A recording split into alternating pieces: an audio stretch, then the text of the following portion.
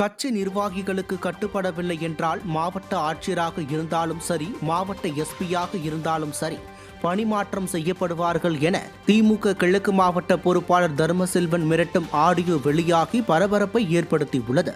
தர்மபுரியில் நடைபெற்ற திமுக கூட்டத்தில் கிழக்கு மாவட்ட பொறுப்பாளர் தர்மசெல்வன் பேசிய போது, கட்சி நிர்வாகிகளுக்கு கட்டுப்பட்டுதான் அரசு ஊழியர்கள் செயல்பட வேண்டும் எனவும், அப்படி மீறி செயல்படும் மாவட்ட ஆட்சியர், காவல் கண்காணிப்பாளர் மற்றும் இதர அரசு ஊழியர்கள் யாராக இருந்தாலும் அவர்கள் மீது நிச்சயம் பணிமாறுதல் உள்ளிட்ட கடுமையான நடவடிக்கை எடுக்கப்படும் என மிரட்டல் விடுத்தது தொடர்பான ஆடியோ வெளியாகி அரசு ஊழியர்களிடையே அதிர்ச்சியை ஏற்படுத்தியுள்ளது. திறனற்ற ஸ்டாலினின் திமுக ஆட்சியில் அதிகாரத்தில் இருந்தால் அனைவரையும் ஆளலாம் என்ற எண்ணத்தில் திமுகவினர் திமிர் பிடித்து திரிவதாக பொதுமக்கள் கொந்தளித்துள்ளனர்.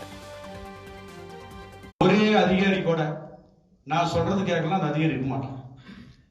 இதுல யாரும் தலையிட முடியாது. நீங்க நினைக்கிற ஆளுங்கெல்லாம் சொல்லி அந்த ஆளுங்களை மாற்ற முடியாது.